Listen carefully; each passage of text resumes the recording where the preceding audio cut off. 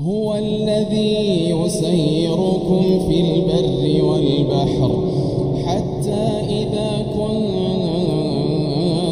في الفلك وجرين بهم بريح طيبة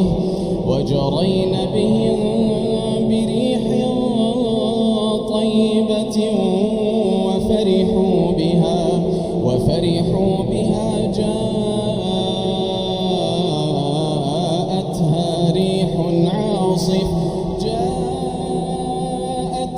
ريح عاصف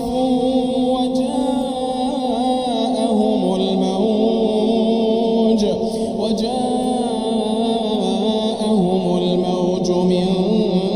كل مكان وظنوا أنهم أحيط بهم دعوا الله مخلصين له الدين لئن أنجيتنا من هذه لنكونن من الشاكرين فلما